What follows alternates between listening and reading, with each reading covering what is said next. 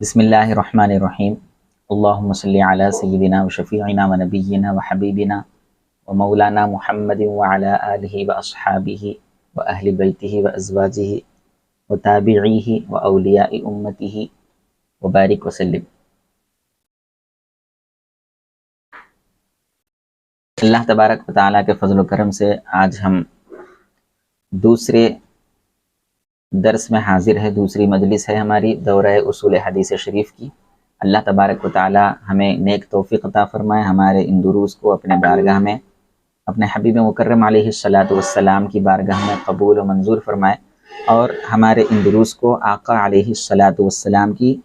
شفاعت کے حصول کا ذریعہ بنائے۔ الحمدللہ جس کتاب کا دورہ ہم کر رہے ہیں وہ شیخ عبدالحق محدث دہلوی رحمۃ اللہ تعالی علیہ کی کتاب ہے، جس کا نام ہے المقدمہ فی اصول الحدیث۔ کل کی مجلس میں یعنی پہلی مجلس میں ہم نے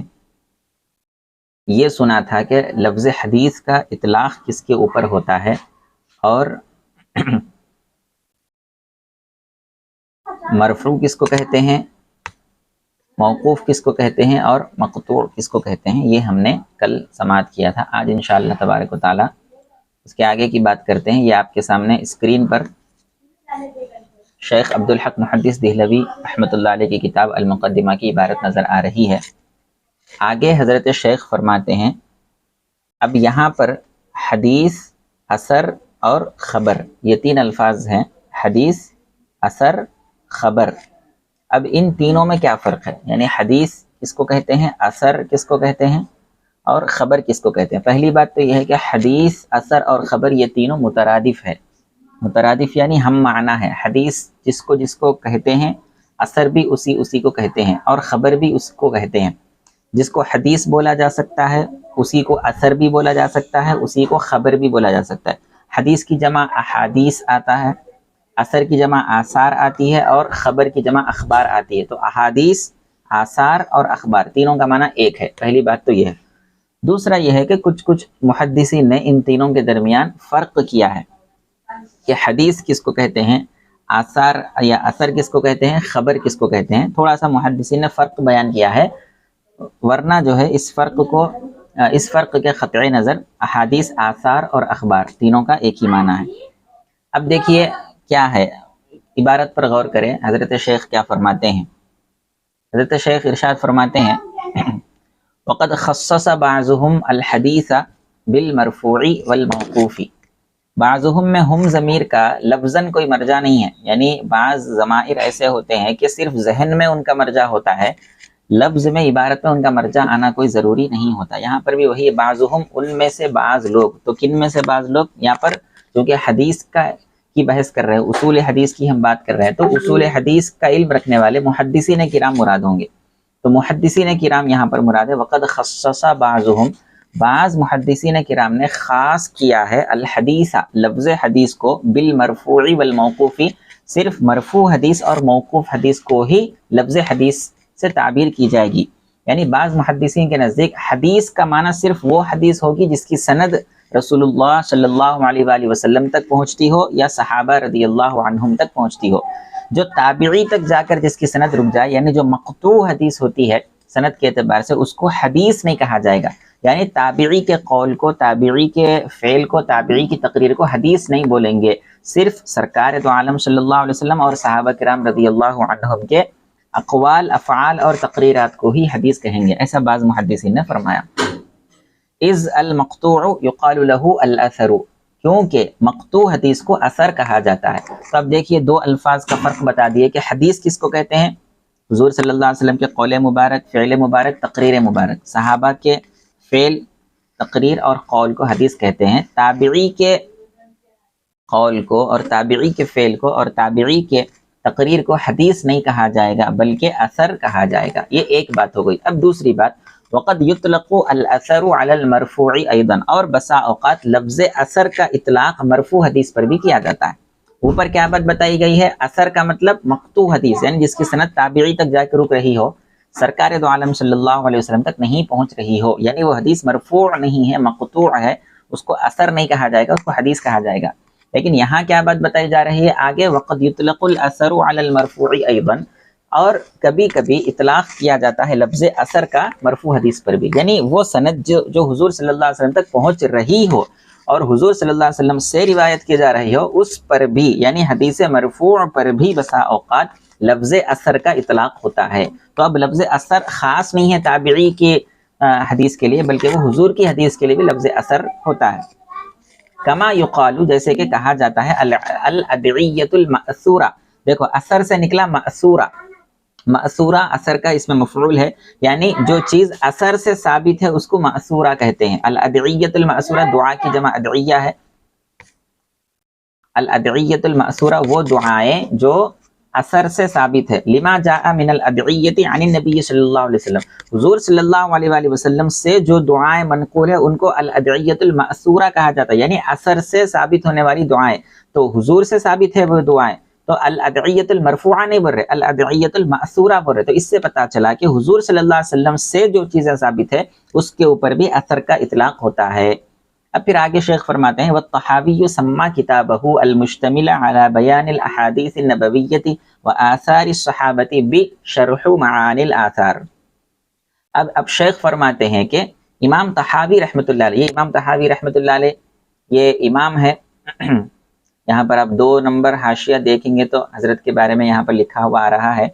321 ہجری میں آپ وفات فرمائے ہیں، اور آپ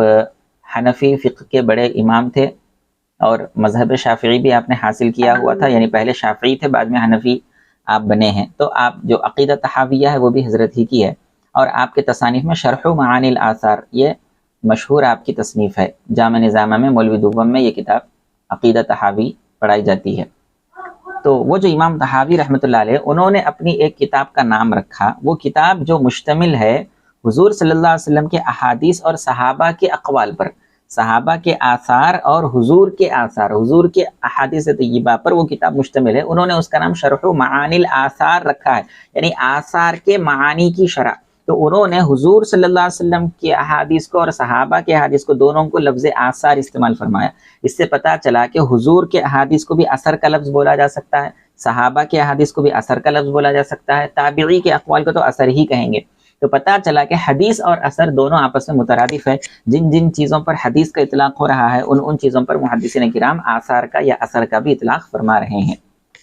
اسی طرح پھر شیخ فرماتے وقال السخاوی، امام سخاوی نے کہا، یہ بھی محدث گزرے ہیں، امام سخاوی فرماتے ہیں ان للطبرانی کتابا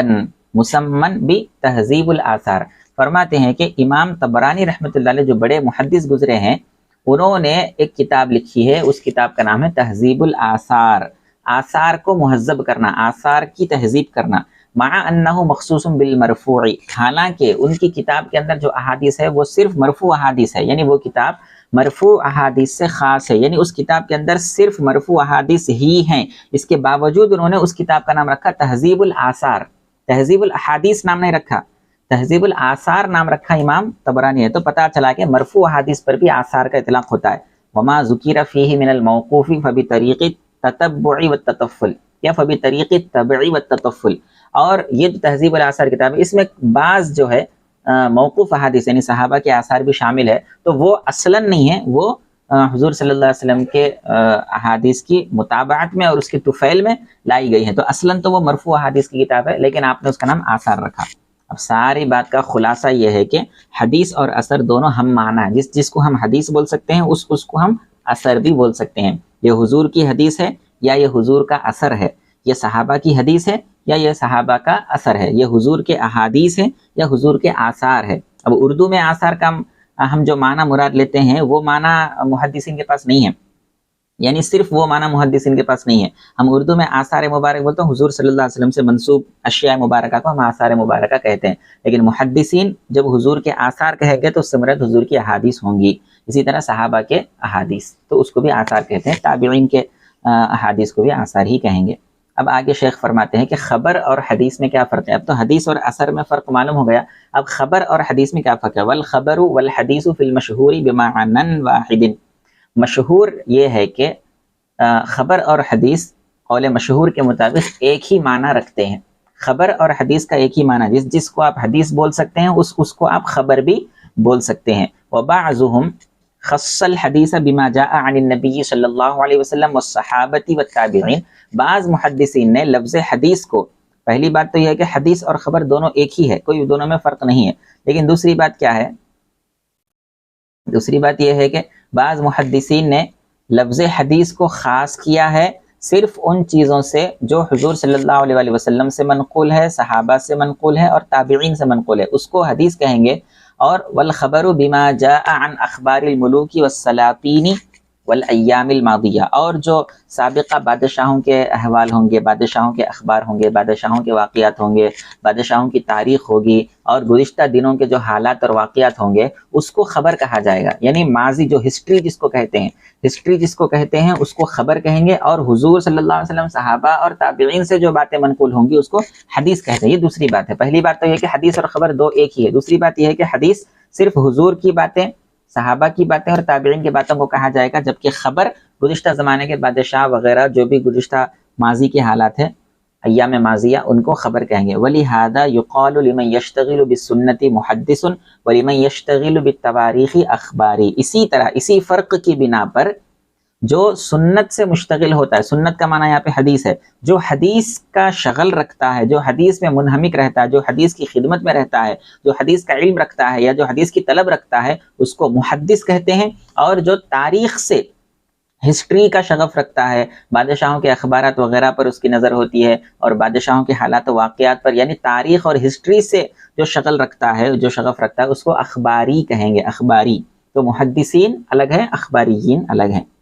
اب یہاں تک تو بات سمجھ میں آ گئی کہ حدیث کس کو بولتے ہیں، اثر کس کو بولتے ہیں، اور خبر کس کو بولتے ہیں۔ اب آگے بات چل رہی، کل کی مجلس میں آپ کو بتایا گیا کہ سند حضور صلی اللہ علیہ وسلم تک پہنچ رہی یا نہیں پہنچ رہی، اس اعتبار سے تین قسمیں حدیث کی بنتی ہیں۔ ایک وہ جس کی سند حضور صلی اللہ علیہ وسلم تک پہنچ رہی ہے، اس کو رفع کہتے ہیں، اور اس حدیث کو مرفوع کہتے ہیں۔ رفع کا معنی حضور تک حدیث کا پہنچنا، حضور تک سند کا پہنچنا، یہ پہنچنے کو رفع کہتے ہیں۔ اور جو حدیث کی سند پہنچے حضور تک اس کو مرفوع کہتے ہیں۔ صحابہ تک کسی سند کا پہنچنا، اس کو کیا کہتے ہیں؟ وقوف کہتے ہیں۔ اور صحابہ تک جو سند پہنچ جائے اس کو موقوف کہتے ہیں۔ اور تابعی تک کسی سند کا پہنچنا، اس کو قطع کہتے ہیں۔ اور جو سند تابعی تک پہنچتی ہے اس سند کو مقطوع کہتے ہیں۔ اب یہ جو رفع ہے، یعنی حضور تک سند کا پہنچنا، یہ جو رفع ہے، والرفع قسمان، یہ رفع جو ہے اس کی دو قسمیں ہیں۔ یعنی حضور صلی اللہ علیہ وآلہ وسلم کی ذات اقدس تک جو سند پہنچتی ہے، اس کی دو قسمیں بنتی ہیں۔ قد یکون صریحا وقد یکون حکما، یا تو یہ رفع صریحی ہوگا، یعنی واضح طور پر، صریح طور پر یہ رفع ہوگا، حضور صلی اللہ علیہ وآلہ وسلم تک براہ راست یہ سند پہنچے گی۔ وقد یکون حکما، اور کبھی کبھی ایسا ہوتا ہے کہ صریح اور واضح طور پر تو رسول اللہ صلی اللہ علیہ وسلم کی طرف بات منسوب نہیں کی جا رہی ہے، لیکن حکمی طور پر وہ حضور ہی کا قول سمجھا جائے گا۔ حکمی طور پر، بظاہر تو حضور کا قول نظر نہیں آ رہا ہے، لیکن حکمی طور پر وہ حضور ہی کا قول، یعنی اس کا حکم حضور کے قول کے حکم کے برابر ہوگا، اس کا فعل حضور کے فعل کے برابر ہوگا، اور وہ تقریر حضور صلی اللہ علیہ وسلم کی تقریر کے برابر ہوگی۔ تو ایک تو رفع صریحی ہے، ایک تو رفع حکمی ہے۔ اب دیکھیے، حضور صلی اللہ علیہ وسلم کے قول کو حدیث بولتے، تو ایک ہو گیا کہ وہ قول صراحتاً حضور کی طرف منسوب ہو، اس کو قولی صریحی کہتے ہیں۔ قولی صریحی یعنی ایسا قول حضور صلی اللہ علیہ وسلم کا جو براہ راست حضور صلی اللہ علیہ وسلم کی طرف اس کی سند پہنچ رہی ہے۔ ایک حضور صلی اللہ علیہ وسلم کا فعل مبارک ہے، وہ بھی صریح ہے، تو اس کو کیا کہتے ہیں؟ فعلی صریحی کہتے ہیں۔ فعلی صریحی یعنی ایسا فعل حضور صلی اللہ علیہ وسلم کا جو صراحتاً جس کی سند حضور صلی اللہ علیہ وسلم تک پہنچ رہی ہو۔ ایک ہے تقریری صریحی، یعنی ایسی تقریر حضور صلی اللہ علیہ وسلم کی، ایسا سکوت اور ایسی خاموشی حضور صلی اللہ علیہ وسلم کی جس کی سند براہ راست حضور صلی اللہ علیہ وسلم تک پہنچ رہی ہو، اس کو تقریری صریحی کہتے ہیں۔ اب اسی طرح اب دوسرا کیا ہے؟ حکمن جو مرفوع ہوتی ہے سند، اس میں بھی پھر تین ہے۔ ایک قولی حکمی ہے، یعنی ایسا قول ہے کہ براہ راست حضور صلی اللہ علیہ وسلم کا وہ قول نہیں ہے، وہ قول کسی اور کا ہے، لیکن اس قول کا حکم وہی ہے جو حضور صلی اللہ علیہ وسلم کے قول کا حکم ہوتا ہے۔ وہ قول اپنے آپ میں اسی طرح کی اتھینٹسٹی رکھتا ہے، اسی طرح کی حجیت رکھتا ہے جو حضور صلی اللہ علیہ وسلم کا اپنا ارشاد مبارک حجیت رکھتا ہے، اس کو کیا کہتے ہیں؟ قولی حکمی کہتے ہیں۔ اسی طرح کوئی ایسا فعل ہے جو حضور صلی اللہ علیہ وسلم کا تو فعل نہیں ہے، لیکن وہ کسی اور کا فعل ہے، لیکن ان کا فعل حضور صلی اللہ علیہ وسلم کا ہی فعل مانا جائے گا، حضور ہی کی سنت مانی جائے گی ان کا فعل، اس کو فعلی حکمی کہیں گے، یعنی حکمن وہ فعل حضور صلی اللہ علیہ وسلم ہی کا فعل ہے۔ اسی طرح تقریری حکمی بھی ہوتا ہے کہ حضور صلی اللہ علیہ وسلم کی طرف وہ تقریر، وہ سکوت اور وہ خاموشی منسوب نہیں ہے، لیکن جس کسی کی بھی طرف وہ تقریر اور خاموشی اور سکوت منسوب ہے وہ دراصل حضور صلی اللہ علیہ وسلم ہی کی تقریر اور خاموشی مانی جائے گی۔ تو یہ تقریری حکمی ہے۔ اب آئیے اس کی تھوڑی سی تفصیل پہ غور کرتے ہیں۔ سب سے پہلے اب یہاں پہ 6 چیزیں ہم کو سمجھنے کی ہیں: قولی صریحی، فعلی صریحی، تقریری صریحی، قولی حکمی، فعلی حکمی، تقریری حکمی۔ یہ 6 چیزیں اب ہم کو یہاں پر جاننا ضروری ہے۔ پہلی چیز یہاں پر قولی صریحی ہے، یعنی ایسی مرفوع حدیث جس کی سند رسول اللہ صلی اللہ علیہ وسلم تک پہنچ رہی ہے اور جس کے اندر حضور کا ارشاد واضح ہو، واضح طور پر اس کے اندر حضور کا ارشاد پتہ چلتا ہو۔ اب شیخ کی عبارت پر غور کریں، اما صریحاً، اب رہا مرفوع حدیث جو صریح ہوتی ہے، ففی القولی، تو وہ قول کے اندر کیسا ہوتا ہے، یعنی قولی صریحی کیا ہوتا ہے، کہ قول الصحابی سمعت رسول اللہ صلی اللہ علیہ وسلم یقول کذا، وہ صحابی کا قول ہوتا ہے کہ صحابی فرما رہے ہوں سمعت رسول اللہ صلی اللہ علیہ وسلم یقول کذا، میں نے حضور صلی اللہ علیہ وسلم کو یہ ارشاد فرماتے ہوئے سنا۔ جب صحابی کہیں گے کہ میں نے حضور کو یہ فرماتے ہوئے سنا تو یہ صراحتاً حضور کا قول ثابت ہو گیا، تو اس کو قولی صریحی کہتے ہیں۔ او کا قولی ہی ای الصحابی او قولی غیری ہی، صحابی کا قول یا کسی اور کا قول قال رسول اللہ صلی اللہ علیہ وسلم کے ساتھ، یعنی صحابی فرما رہے ہوں یا تابعی فرما رہے ہوں یا کوئی بھی محدث فرما رہے ہوں قال رسول اللہ کہہ کر، جب قال رسول اللہ کہہ کر یعنی حضور نے ارشاد فرمایا، قال رسول اللہ صلی اللہ علیہ وسلم کہہ کر کوئی بات بیان کی جا رہی ہے تو وہ حضور کا قول ہوا اور صراحت کے ساتھ اس میں حضور کے قول کا تذکرہ ہے، تو اس کو کیا کہتے ہیں، ایسی حدیث کو جس کے اندر قال رسول اللہ ہوں گا، یا صحابی فرما رہے ہوں میں نے حضور سے سنا، یا کوئی اور فرما رہے ہوں قال رسول اللہ، یا عن رسول اللہ صلی اللہ علیہ وسلم انہ قال، یا حضور سے یہ بات ثابت ہے، یہ بات مروی ہے کہ آپ نے اس طرح ارشاد فرمایا ہے، تو یہ تمام چیزیں، ان تمام احادیث کو کیا کہتے ہیں، قولی صریحی کہتے ہیں۔ یعنی صحابی اگر فرما رہے ہوں کہ میں نے حضور صلی اللہ علیہ وسلم سے یہ سنا، یا صحابی یا کوئی اور شخص، کوئی اور محدث یہ فرما رہے ہوں کہ قال رسول اللہ صلی اللہ علیہ وسلم، حضور نے یوں فرمایا، یا یہ فرمایا جا رہا ہو کہ عن رسول اللہ صلی اللہ علیہ وسلم انہ قال، حضور صلی اللہ علیہ وسلم سے روایت ہے کہ آپ نے یوں فرمایا۔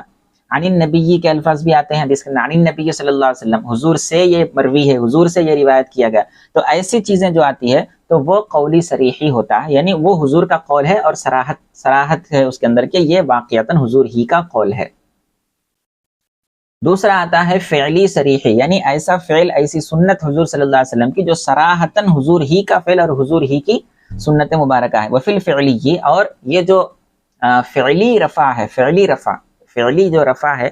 صراحت کے اندر، فعلی صریحی جو ہے کا قول صحابی، یہ ایسا ہوتا ہے کہ کسی صحابی کا قول، کسی صحابی کا یہ کہنا کہ رأیت رسول اللہ صلی اللہ علیہ وسلم فعل کذا، میں نے حضور صلی اللہ علیہ وسلم کو براہ راست دیکھا ایسا کرتے ہوئے، میں نے حضور کو ایسا عمل کرتے ہوئے دیکھا، میں نے حضور کو ایسا کام کرتے ہوئے دیکھا، تو صحابی کا یہ کہنا کہ حضور نے ایسا کیا ہے تو یہ کیا ہے، فعلی صریحی ہے، یعنی وہ فعل ہے اور صراحت کے ساتھ حضور صلی اللہ علیہ وسلم کی طرف منسوب ہے۔ یا کسی کا یوں فرمایا کہ یوں فرمانا کہ عن رسول اللہ صلی اللہ علیہ وسلم انہ فعل کذا، یا پھر حدیث کے اندر آ گیا کہ حضور صلی اللہ علیہ وسلم سے مروی ہے کہ حضور نے ایسا کیا ہے، حضور سے ثابت ہے کہ حضور نے ایسا کیا ہے، جب حضور سے ثابت ہے حضور نے ایسا کیا ہے تو وہ بھی فعلی صریحی بن جاتا۔ او عن الصحابی او غیرہ مرفوعا او رفعہ انہ فعل کذا، یا کوئی صحابی سے مرفوعا حدیث ہے، کبھی کبھی آتا ہے کہ سند کے اندر قال رسول اللہ صلی اللہ علیہ وسلم یا فعل رسول اللہ صلی اللہ علیہ وسلم، اس طرح کے الفاظ نہیں آتے، بلکہ عن الصحابی مرفوعا بول کے آتا تھا، یا عن التابعی مرفوعا بول کے آتا تھا، یا عن البخاری مرفوعا بول کے آتا، تو یہ لفظ مرفوعا جب آ جاتا کسی فعل کے ضمن میں تو پتہ چلتا ہے کہ یہ حضور صلی اللہ علیہ وسلم کا فعل مبارک ہے۔ اب امام بخاری سے کوئی روایت کر رہے ہیں تو ہم کیا بولیں گے، اب امام بخاری اپنی حدیث میں کوئی حضور صلی اللہ علیہ وسلم کا فعل مبارک کا تذکرہ کیے، اب ہم کسی دوسرے کو بتا رہے تو ہم کیا کہیں گے، عن الامام البخاری مرفوعا بول دوں گا، میں صرف عن الامام، پوری سند نہیں پڑھوں گا، صرف یہ کہوں گا کہ عن الامام البخاری مرفوعا، یعنی امام بخاری نے مرفوعا روایت کیا حضور کا یہ فعل، تو پتہ چلا کہ مرفوعا روایت کیا کا مطلب کیا ہے کہ وہ سند حضور تک پہنچ رہی ہے اور وہ حضور صلی اللہ علیہ وسلم ہی کا فعل ان کے نزدیک ثابت ہے۔ او رفعہ، رفعہ کا یہ مطلب کہ وہ محدث نے اس کی سند کو رفع کیا ہے، اس کی سند کو مرفوع بتایا ہے۔ رفع یرفع کا معنی حدیث کے اصول میں کیا ہوتا ہے، رفع یرفع کا معنی کیا ہے، اس کی سند کو مرفوعاً بیان کیا، یعنی حضور تک اس کی سند کو پہنچایا ہے، اس کو رفع کرنا کہتے ہیں. انہ فعل کذا، یعنی کسی محدث نے، صحابی نے یا غیر صحابی نے کہا کہ حدیث کو مرفوع قرار دیتے ہوئے کہا کہ حضور نے اس طرح فرمایا، تو اس کا مطلب یہ ہوتا ہے کہ یہ صراحت کے ساتھ حضور کا فعل مبارک ثابت ہے، اس کو فعلی صریحی کہتے ہیں. اسی طرح تقریری صریحی کس کو کہتے ہیں؟ حضور صلی اللہ علیہ وسلم کی ایسی خاموشی جو براہ راست حضور صلی اللہ علیہ وسلم کی طرف منسوب ہو رہی ہو.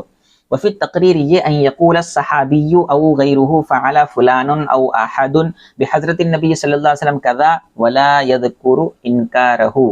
یعنی کوئی صحابی یہ فرما رہے ہوں کہ فلاں آدمی حضور صلی اللہ علیہ وسلم کے سامنے ایسا بولا تھا، یا فلاں آدمی حضور صلی اللہ علیہ وسلم کے سامنے ایسا کہا تھا، حضور کی خدمت میں فلاں آدمی نے حضور کے سامنے ایسا کیا تھا.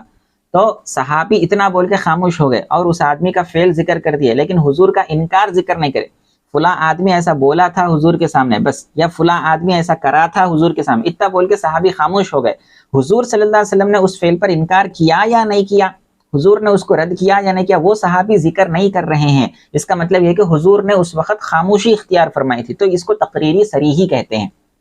صراحت کے ساتھ حضور صلی اللہ علیہ وسلم کی تقریر ثابت ہو گئی. حضور صلی اللہ علیہ وسلم اگر حضور اس وقت تقریر نہیں فرمائے ہوتے، حضور اس وقت خاموش نہیں رہے ہوتے، حضور صلی اللہ علیہ وسلم اس وقت سکوت نہیں اختیار فرمائے ہوتے، تو ضرور انکار کیے ہوتے، اور اس کا انکار کا تذکرہ صحابی ضرور کیے ہوتے. صحابی نے کسی کا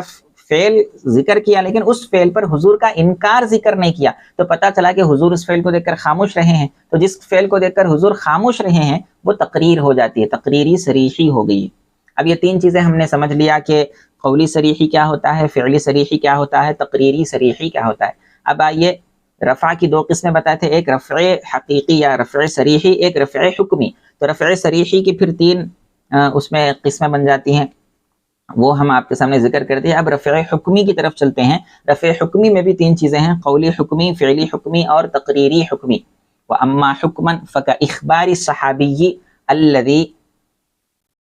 لم يخبر عن الكتب المتقدمة ما لا مجال فيه للاجتهاد عن الأحوال الماضية كأخبار الأنبياء أو الآتية كالملاحم والفتن وأهوال يوم القيامة، أو عن ترتب ثواب مخصوص أو عقاب مخصوص على فعل فإنه لا سبيل إليه إلا السماع عن النبي صلی اللہ علیہ وسلم. دیکھو بتانا کیا چاہتے ہیں کہ اب یہ قولی حکمی کا کیا مطلب ہے. قولی حکمی کا مطلب یہ ہے کہ وہ سرکار دو عالم صلی اللہ علیہ وسلم کا صراحت کے ساتھ سرکار کا قول نہیں ہے، صحابی کا قول ہے. لیکن صحابی کوئی ایسی بات بتا رہے جو اپنے اجتہاد سے، اپنی عقل سے، اپنی رائے سے بات نہیں کہی جا سکتی. کوئی ایسی بات جو لازماً وہ حضور سے سنے ہوں گے. انہوں یہ بول رہے نہیں حضور ایسا بولے بول کے اپنی طرف سے سنا رہے، لیکن لازماً وہ حضور ہی سے سنے ہوں گے. تو صحابی کا وہ قول بھی اگرچہ کہ صحابی کا قول ہے، حضور کا قول نہیں ہے، لیکن حکمی طور پر وہ حضور ہی کا قول سمجھا جائے گا، اور ان کے قول کا حکم حضور ہی کے قول کا حکم سمجھا جائے گا. اگر کوئی ایسی بات صحابی بتا رہے جو عام طور پر انسان کرتا ہے، اس میں جو ہے عقل سے کوئی بھی انسان عام طور پر یہ بات کر سکتا ہے، اس بات کے بیان کرنے کے لیے نبی کی ضرورت نہیں ہے، کوئی بھی ایک عام انسان یہ بات بیان کر سکتا ہے. ایسی کوئی بات اگر صحابی بیان فرما رہے تو پھر وہ حضور کا قول نہیں سمجھا جائے گا. لیکن صحابی کوئی ایسی خبر دے رہے ہیں جو بغیر نبی کے وہ خبر کوئی نہیں دے سکتا، تو یہ سمجھا جائے گا کہ صحابی اپنی طرف سے نہیں بتا رہے بلکہ کبھی نہ کبھی انہوں نے حضور صلی اللہ علیہ وسلم سے سنا ہوگا. جیسے کہ صحابی جو گزشتہ کتابوں میں پڑھ کر نہیں بولتے ہوں، یعنی بعض صحابہ جو اہل کتاب میں سے تھے، بعد میں انہوں نے اسلام قبول کر لیا، تو وہ تورات میں اور انجیل میں پڑھ کے بولتے تھے کہ تورات میں ایسا ہے، انجیل میں ایسا ہے. تو ان صحابہ کو چھوڑ کر وہ صحابہ جو گزشتہ کتابوں کی بات نہیں کرتے، گزشتہ کتابوں میں پڑھ کر نہیں بولتے ہیں، وہ صحابی کوئی ایسی خبر دے دے جس میں اجتہاد کا کوئی دخل نہیں ہے. یعنی انسان اپنی کوشش سے، اپنے اجتہاد سے یہ بات طے نہیں کر سکتا، رسول ہی سے سننا لازم ہے، رسول ہی سے سننا پڑتا. اپنی کوشش سے، اپنے اجتہاد سے انسان کر ہی نہیں سکتا ایسی بات. اگر وہ صحابی ایسی بات کر دے جیسے کہ گزشتہ زمانے کے قصے ہو گئے، یا گزشتہ انبیاء علیہ السلام کے قصے ہو گئے، یا غیب کی خبریں ہوں گے، مستقبل میں آنے والی غیب کی خبریں اگر کوئی صحابی بیان کرتے تو ظاہر سی بات ہے صحابی غیب کی خبر بیان کر رہے ہیں تو وہ حضور ہی سے سن کر بیان کر رہے ہوں گے نا غیب کی خبریں. اور گزشتہ زمانے کی خبریں اگر صحابی بیان کر رہے ہیں تو وہ اپنے عقل سے، سوچ کے، اجتہاد سے تو بیان نہیں کرے ہوں گے، حضور ہی سے سن کے بیان کرے ہوں گے. اسی طرح قیامت کے قریب ہونے والی بڑی بڑی جو جنگیں ہیں، ملاحم، بڑی بڑی جنگیں ہوں گی قیامت سے پہلے، بڑے بڑے فتنے اٹھیں گے قیامت سے پہلے، اور قیامت کے دن ایسی ایسے خطرناک چیزیں ہوں گی، قیامت کے احوال، جنت کا تذکرہ، دوزخ کا تذکرہ. ظاہر سی بات ہے صحابہ نے یہ سب دیکھا نہیں ہے، اور یہ مستقبل کی باتیں ہیں جو ابھی تک واقع نہیں ہوئی. تو صحابی اپنی طرف سے تو نہیں فرما رہے ہوں گے نا، کبھی نہ کبھی حضور سے سنا ہوگا، لیکن صحابی فرما رہے نہیں حضور سے سنا میں بول کے، اپنا قول جیسا ارشاد فرماتے ویسے صحابہ ارشاد فرما رہے، لیکن چونکہ یہ چیزیں ایسی ہیں جو بغیر حضور سے سنے بیان نہیں کی جا سکتی تھی، اسی لیے ہم سمجھیں گے کہ صحابی اگرچہ کہ قال رسول اللہ بول کے نہیں بولے صلی اللہ علیہ وسلم، لیکن یہ دراصل حضور ہی کا قول مانا جائے گا۔ اس کو کیا کہتے ہیں؟ اس کو کیا کہتے ہیں؟ یہ حدیث مرفوع ہے، لیکن صراحت کے ساتھ مرفوع نہیں ہے، حکماً یہ حدیث مرفوع ہے۔ او عن ترتب ثواب مخصوص، یا کوئی ایک ایسا عمل ہے، یہ عمل کرے تو اتنا ثواب، یہ عمل کرے تو اتنے نیکیاں، بول کے کوئی صحابی بول رہے۔ اب حضور صلی اللہ علیہ وسلم کا قول نہیں ہے، وہ صحابی بول رہے، لیکن صحابی کو کیسا معلوم یہ عمل کرے تو اللہ اتنا ثواب دیتا بول کے، یا کوئی گناہ ہے، یہ گناہ کرے تو اللہ اتنی سزا دیتا بول کے صحابی کو کیسا معلوم؟ وہ تو حضور کو معلوم ہوگا، حضور اللہ کے نبی ہے، اللہ ان کو بتاتا ہے۔ تو صحابی اگر کسی نیکی کا ثواب بتائیں، کسی عمل کا ثواب بتائیں، یا کسی گناہ کا عقاب اور اس کا عذاب بتائیں، تو وہ صحابی اپنی طرف سے نہیں بتاتے ہیں، وہ کبھی نہ کبھی حضور سے سن کے رکھے تھے ہوں گے۔ تو صحابی ایسی کوئی چیزیں بتائے، صحابہ سے ایسی کوئی اقوال ثابت ہو جو اپنے اجتہاد سے، اپنی عقل سے، اپنی رائے سے نہیں کہی جا سکتی ہو، بلکہ رسول ہی سے سننا لازم ہوا ہو، تو ایسے صحابہ کے اقوال کو بھی حکماً رسول صلی اللہ علیہ وسلم ہی کا قول سمجھا جائے گا،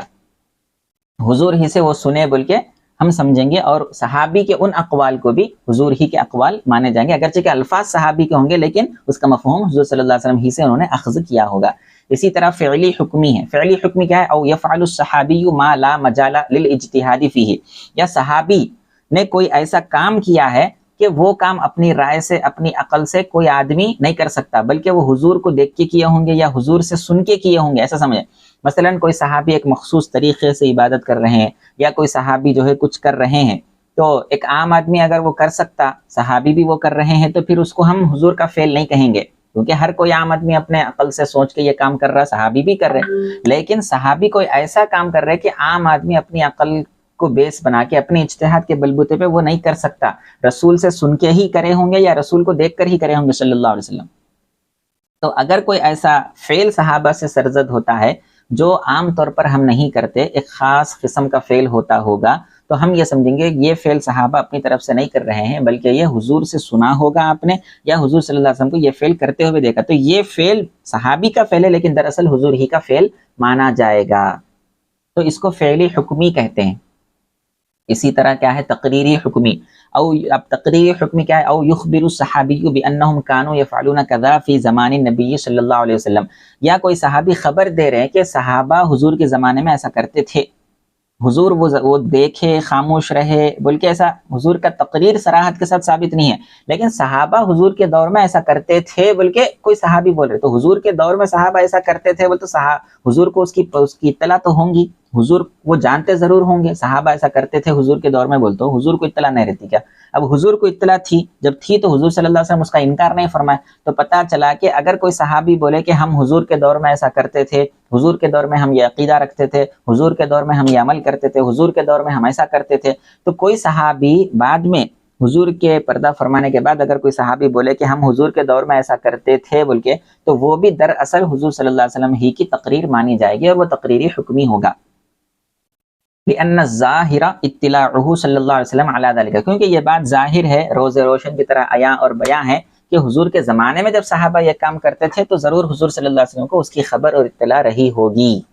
ونزول الوحی بھی، اور وہ زمانہ تو نزول وحی کا ہوتا تھا، تو جو کام صحابہ کرتے تھے حضور کے زمانے میں، ضرور وہ کام کے کرنے کا اللہ نے وحی کے ذریعے حکم دیا ہوگا، یعنی اس کام کی وحی آئی ہوگی، تبھی تو صحابہ وہ کام حضور کے دور میں کیا کرتے تھے۔ یا پھر یہ صحابہ یہ کہیں کہ یقولون من السنتی کذا، اگر کوئی صحابہ یہ کہیں کہ من السنتی کذا، سنت میں سے ہے، یہ کام کرنا سنت ہے، یہ کام کرنا سنت ہے، ایسا کوئی جب صحابہ کہیں گے، یا کوئی بعد میں محدثین کہیں گے کہ سنت ہے، یہ کام کرنا سنت ہے، تابعی کہیں گے یا تبع تابعی یا کوئی بھی محدث کہیں گے کہ یہ کام کرنا سنت ہے، تو وہاں لفظ سنت سے مراد حضور ہی کی سنت ہوگی، لأن الظاہر ان السنت سنت رسول اللہ صلی اللہ علیہ وسلم، تو جو کوئی صحابی یا غیر صحابی یہ کہیں گے کہ یہ کام کرنا سنت ہے، اس سے مراد بھی تقریری حکمی ہوگا، یعنی یہ سمجھا جائے گا کہ یہ صحابہ حضور صلی اللہ علیہ وسلم کے دور میں یہ کام کرتے تھے، حضور صلی اللہ علیہ وسلم اس کو ملاحظہ فرمانے کے بعد بھی انکار نہیں فرماتے تھے، تو جب کہیں گے کہ من السنتی کذا، سنت ہے یہ کام کرنا، تو اس سے بھی سمجھا جائے گا کہ حضور صلی اللہ علیہ وسلم نے اس کو اجازت دی ہے، یہ تقریری حکماً تقریر کا حکمن یہ تقریری ہے، حضور صلی اللہ علیہ وسلم کی تقریر کا حکم رکھتا ہے یہ. وقال بعضهم، لیکن بعض محدثین نے ارشاد فرمایا انہ یحتمل سنت الصحابتی وسنت الخلفاء الراشدین فإن السنت تطلق علیہ، لیکن بعض محدثین نے کہا کہ بھائی جب کبھی بھی سنت بولیں گے تو صرف حضور کی سنت مراد لے کے آپ تقریری حکمی بول کے بول دے رہے، ایسا نہیں ہے، کیونکہ لفظ سنت کا اطلاق بسا اوقات صحابہ کی سنت پر بھی اطلاق ہوتا ہے اور خلفاء راشدین کی سنت پر بھی اطلاق ہوتا ہے. حدیث میں حضور صلی اللہ علیہ وسلم نے خود خلفاء راشدین کی سنت کو لفظ سنت کا استعمال فرمایا. کیا فرمایا حضور صلی اللہ علیہ وسلم نے؟ علیکم بسنتی و سنت الخلفاء الراشدین المہدیین. حضور کا ارشاد ہے کہ تم پر میری سنت لازم ہے اور میرے خلفاء راشدین کی سنت لازم ہے. تو خلفاء راشدین کے طریقے کو بھی حضور نے سنت کہا ہے. تو سنت صرف حضور کے طریقے کو نہیں بولتے، صحابہ اور خلفاء راشدین کے طریقے کو بھی سنت بولتے. تو خالی ایسا کرنا سنت ہے بولے تو وہ حضور ہی کی سنت ہے بول کے ثابت نہیں ہو رہا نا. ایسا کرنا سنت ہے بولے تو وہ صحابہ کی سنت بھی ہو سکتی، خلفاء راشدین کی سنت بھی ہو سکتی، ایسا بول کے بعض لوگ بول رہے. لیکن یہ بھی دراصل تقریری حکمی ہی ہے، کیونکہ جب خلفاء راشدین کی سنت ہے بول کے ثابت ہو گیا تو وہ خلفاء راشدین اپنی طرف سے تو نہیں کرے ہوں گے نا، حضور کو کرتے ہوئے دیکھے ہوں گے، یا حضور کا کوئی ارشاد ان کے پیش نظر رہا ہوگا، حضور کا کوئی طریقہ ان کے پیش نظر رہا ہوگا، تبھی تو صحابہ نے اور خلفاء راشدین نے وہ کام کیا. تو خلفاء راشدین کے عمل پر اور صحابہ کے عمل پر سنت کا اطلاق ہوتا ہے، تب بھی وہ تقریر حکمی ہی کہلاتا ہے. اب یہ ایک فصل یہاں پر ہو گئے، الفصل الثانی. دوسری فصل یہاں سے شروع ہو رہی ہے سند اور متن اور اس کے متعلقات کے بیان میں. انشاءاللہ تبارک و تعالیٰ کل کی مجلس میں ہم آگے کی فصل شروع کریں گے، اور اللہ تبارک و تعالیٰ سے دعا کرتے ہیں کہ اللہ تعالیٰ ہمارے ان دروس کو قبول فرمائے، ہمیں صحیح فہم عطا فرمائے، اور اللہ تبارک و تعالیٰ ہمارے فہموں میں اس کو جگہ عطا فرمائے، اور حضور صلی اللہ علیہ وسلم سے ہماری نسبت کو قوی سے قوی تر فرمائے، مضبوط سے مضبوط تر فرمائے. وما علینا الا البلاغ. السلام علیکم ورحمۃ اللہ وبرکاتہ.